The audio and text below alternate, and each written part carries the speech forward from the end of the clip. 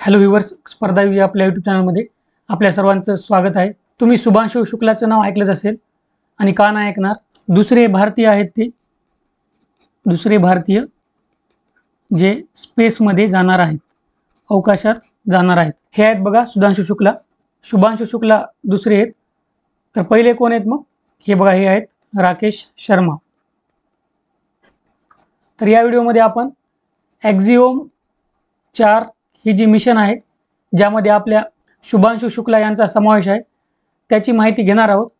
या व्हिडिओमध्ये आपण ॲक्झिओम 4 मिशन काय आहे, ॲक्झिओम 4 त्याची माहिती घेणार आहोत। शुभांशु शुक्ला यांच्याबद्दल थोडी माहिती घेणार आहोत। त्यानंतर आपण ISSचं मेकॅनिझम समजून घेऊ आणि शेवटी आपण गगनयान या आपल्या मिशनविषयी माहिती पाहूया। तर हे जे दिसत आहे तुम्हाला, हे इंटरनॅशनल स्पेस स्टेशन ॲक्झिओम स्पेस नावाची प्रायव्हेट कंपनी आहे, स्पेस कंपनी। ती ॲक्झिओम 4 या मिशनद्वारे 4 ॲस्ट्रॉनॉट्सला अंतराळात पाठवणार आहे आणि आपले गगनयात्री शुभांशु शुक्ला यांचा समावेश असल्यामुळे आपल्यासाठी ही मिशन महत्त्वाची आहे। ही जी ॲक्झिओम स्पेस कंपनी आहे, हिला SpaceX ही कंपनी आणि नासा मदत करणार आहे। उदाहरण सांगायचं झालं तर SpaceX काय करणार आहे, रॉकेट देणार आहे त्यांना, त्यांचं फाल्कॉन 9 जे रॉकेट आहे ते देणार आहे। हे बघा, हे SpaceXचं फाल्कॉन 9 ब्लॉक 5 हे रॉकेट आहे, हे वापरण्यात येणार आहे ॲक्झिओम 4 मिशन लॉन्च करण्यासाठी।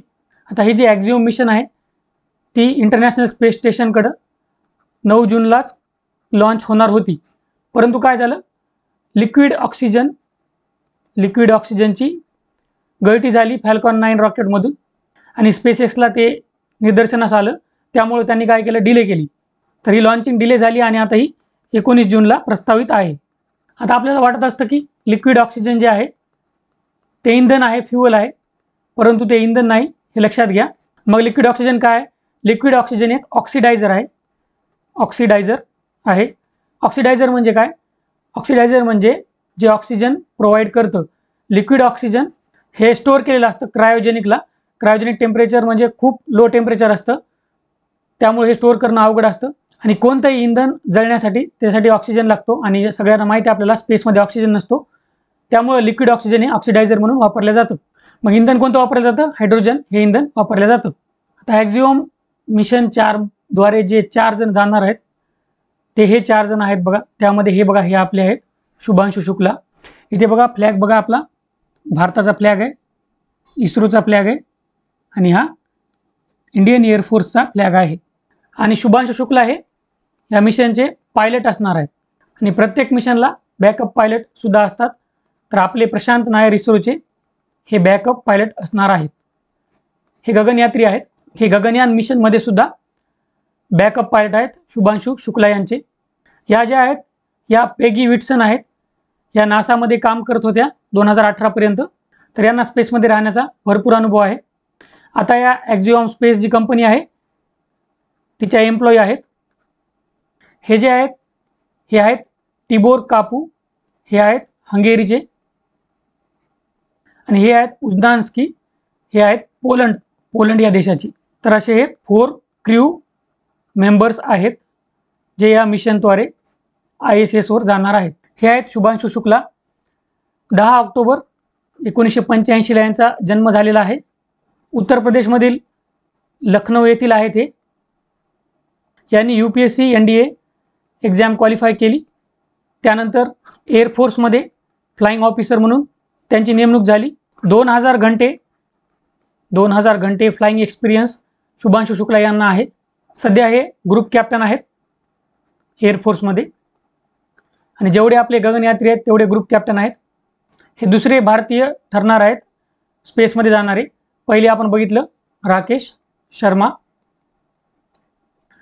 शर्मा हे सोयूज, रशियाच्या सोयूज T11 या रॉकेट थ्रू स्पेसमध्ये गेले होते।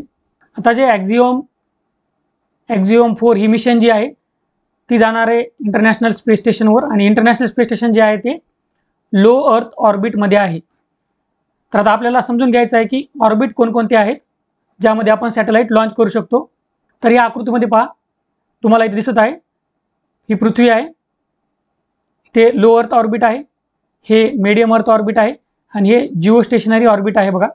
लो अर्थ ऑर्बिट जे आहे ते पृथ्वीपासून 160 ते 2000 किलोमीटर या उंचीवर असते. जे आपलं इंटरनॅशनल स्पेस स्टेशन आहे ISS ते इथं आहे. तसेच स्टारलिंक जी सॅटेलाईट थ्रू इंटरनेट प्रोव्हाइड करत आहे इलॉन मस्कची कंपनी, ती भारतात सुद्धा येणार आहे बघा. आता ह्याच्याबद्दल काही महत्त्वाची न्यूज आल्यावर आपण व्हिडिओ टाकणारच आहोत त्यावर. तर हे लो अर्थ ऑर्बिटमध्ये कार्य करतात. मीडियम अर्थ ऑर्बिट जे आहे 2000 किलोमीटर ते 35786 किलोमीटरपर्यंत असते. म्हणजे पृथ्वीपासून या उंचीवर असते 2000 किलोमीटर ते 35786 किलोमीटर. येथे आपल्याला ग्लोबल पोझिशनिंग सिस्टीम GPS हे पाहायला मिळतं. म्हणजे GPS साठी जे सॅटेलाईट लागतात ना, गुगल मॅप वगैरे आपण जे पाहतो, तो गुगल मॅपवर आपल्याला GPS थ्रू सगळ्या गोष्टी मिळत असतात. तर GPS हे या मीडियम अर्थ ऑर्बिटमध्ये असते. आणि शेवटचं आहे बघा जिओ स्टेशनरी ऑर्बिट जे आहे हे 35786 किलोमीटर असतं. इक्वेटोरच्या वर जो आपला विषुववृत्त आहे त्याच्यावर 35786 किलोमीटरवर जिओ स्टेशनरी ऑर्बिट असतं. आणि या नावातच आहे स्टेशनरी. तर इथे सोडलेले सॅटेलाईट जे असतात ते एकाच जागेवर स्टेशनरी असतात, म्हणजे ते परिक्रमा करत नाहीत, तर एकाच जागेवर स्थिर असतात. उदाहरण द्यायचं झालं तर वेदर सॅटेलाईट इनसॅट. आता जे हवामान आहे ते पाहण्यासाठी सॅटेलाईट एका जागेवर जरी असलं तरी हवामानाची जी मॉनिटरिंग आहे ते सॅटेलाईट करू शकतं. आता हे आहे इंटरनॅशनल स्पेस स्टेशन. 20 नोव्हेंबर 1998ला हे स्पेसमध्ये सोडलेलं आहे. आता हा जो उपक्रम आहे तो 5 स्पेस एजन्सीजचा आहे. तर या 5 स्पेस एजन्सीज कोणकोणत्या आहेत? अमेरिकेची नासा आहे, रशियाची रॉसकॉस्मॉस, युरोपची युरोपियन स्पेस एजन्सी, कॅनडाची कॅनडियन स्पेस एजन्सी आणि जपानची JAXA Japanese aviation exploration agency. अशा 5 एजन्सीज आहेत बघा. हे जे ISS आहे हे पृथ्वीला 93 मिनिटामध्ये एक परिक्रमा करतं. 93 मिनिटामध्ये एक परिक्रमा. अशा एका दिवसामध्ये जवळपास 15.5 परिक्रमा हे इंटरनॅशनल स्पेस स्टेशन पृथ्वीला करतं. म्हणजे बघा याची स्पीड किती जास्त असेल. 2030मध्ये याला डिऑर्बिट करण्यात येणार आहे, म्हणजे डिसफंक्शनल होणार आहे 2030मध्ये. हे इंटरनॅशनल स्पेस स्टेशन जे आहे ते 2 भागामध्ये डिवाईड आहे, रशियन ऑर्बिटल सेगमेंट आणि युनायटेड स्टेट्स ऑर्बिटल सेगमेंट. ह्याच्यामध्ये बघा हे जे पहिला भाग आहे हे रशियानं बनवलेला आहे, रॉसकॉस्मॉसने रशियाच्या, आणि हे नासा जपानची स्पेस एजन्सी आणि ही युरोपची स्पेस एजन्सी या तिन्हींनी मिळून बनवलेला आहे. असे 2 भाग आहेत बघा. आता हे जे हायलाइटेड पार्ट आपल्याला दिसत आहे ना, हे ब्ल्यू कलरचा, तर हे काय आहेत बघा, हे प्रेशरायझिंग मॉड्यूल्स आहेत. प्रेशरायझिंग मॉड्यूल्स हे कशासाठी काम येतात? तर इथं जे अवकाशयात्री असतात ते राहतात. हे बघा हे प्रेशरायझिंग मॉड्यूल्स आहेत. हे अवकाशयात्री येते, हे बघा दिसत असेल तुम्हाला. हे बघा आता झूम करून बघितलेलं आहे आपण. हे बघा हे इथं अवकाशयात्री आहेत. हे प्रेशरायझिंग मॉड्यूल आहे. आता हे जे इंटरनॅशनल स्पेस स्टेशन आहे, आपण आता हे ॲक्झिओम 4 मिशन जाणार आहे. मग त्यांचं जे स्पेस शटल आहे ज्याच्यामध्ये ते यात्री जाणार आहेत, तर ते कुठं डॉक होणार आहे? तर त्याला डॉकिंग किंवा बर्थिंग पोर्ट्स असं म्हणतात. तर हे बघा इथे दिसत असेल तुम्हाला, हे डॉकिंग आणि बर्थिंग पोर्ट्स आहेत. पृथ्वीवरून जी काही मिशन येईल, जे काही यान येईल ते इथं डॉक होत असतं. डॉक होणं म्हणजे काय? ते याला अटॅच होतं आणि नंतर मग ते यान जे असते त्याच्यामधून अवकाशयात्री उतरतात आणि या इंटरनॅशनल स्पेस स्टेशनमध्ये प्रवेश करतात. हे बघा हे हायलाईट केलेले जे आहेत ना, डॉकिंग किंवा बर्थिंग पोर्ट्स आहेत. आता इंटरनॅशनल स्पेस स्टेशनमध्ये कोणकोणत्या ॲक्टिव्हिटीज केल्या जातात? सायंटिफिक रिसर्च केलं जातं. सायंटिफिक रिसर्च, तसेच जे आता क्रू जाईल, जे आता अवकाशवीर जातील त्यांचं हॅबिटेशन, त्यांना राहण्यासाठी सोय आहे, स्टोरेजसाठी सोय आहे. अशा भरपूर सोयीसुविधा या इंटरनॅशनल स्पेस स्टेशनमध्ये आहेत. परंतु मेन आपल्याला काय कामाचं आहे तर सायंटिफिक रिसर्च आणि एक्सपेरिमेंट जे अवकाशामध्ये होणार आहेत, जे स्पेसमध्ये होणार आहेत, त्याच्यामध्ये इंटरनॅशनल स्पेस स्टेशन महत्त्वाची भूमिका बजावते. आता भारताचं गगनयान जे आहे, गगनयान, त्याची माहिती घेऊया. 2018मध्ये हे घोषित केलं होतं आपल्या प्राईम मिनिस्टर नरेंद्र मोदी यांनी. याद्वारे काय करणार आहेत? 3 गगनयात्री, 3 अंतराळवीरांना अवकाशात नेण्यात येणार आहे. त्यासाठी रॉकेट कोणतं आहे? तर LVM-3 हे इस्रोचं स्वतःचं रॉकेट त्यासाठी वापरण्यात येणार आहे. तर हे बघा, हे आहे इस्रोचं LVM-3 हे रॉकेट गगनयानसाठी वापरल्या जाणार आहे. आणि हे आपलं क्रू मॉड्यूल आहे. तयार झालं नाही अजून फायनल, परंतु ते असं असणार आहे. म्हणजे याच्यामध्ये आपले जे गगनयात्री आहेत ते जाणार आहेत लो अर्थ ऑर्बिटमध्ये जाणार आहेत. लो अर्थ ऑर्बिट जे ऑर्बिट आहेत सॅटेलाईटसाठी, त्याची आपण माहिती घेतलेली आहे. या गगनयान मिशनमध्येच ही जी व्योम मित्र दिसत आहे ही रोबोट आहे. पाय वगैरे काही नाहीत या रोबोटला. तर ही रोबोटसुद्धा या यानामध्ये जाणार आहे. हे 4 गगनयात्री आहेत बघा, हे सिलेक्ट केलेले आहेत. 3 जाणार आहेत, परंतु कॅप्टन प्रशांत नायर जे आहेत तर हे बॅकअप पायलट आहेत आपल्या शुभांशु शुक्लाचे. हे आपण अगोदरसुद्धा पाहिलेलं आहे. ॲक्झिओम मिशनमध्ये सुद्धा शुभांशु शुक्ला यांचे हे प्रशांत नायर हे बॅकअप पायलट आहेत. तसेच हे बघा, group captain Ajit Krishnan, group captain Angad Pratap हे गगनयात्री आहेत. तर हे 3 गगनयात्री लो अर्थ ऑर्बिटमध्ये जाणार आहेत. यांची ट्रेनिंग झालेली आहे. रशियाने ट्रेनिंग दिलेली आहे. रशियासोबत आपलं कोऑपरेशन झालेलं होतं ट्रेनिंगसाठी. तर हे 2020मध्येच रशियाकडून ट्रेनिंग घेऊन आलेले आहेत.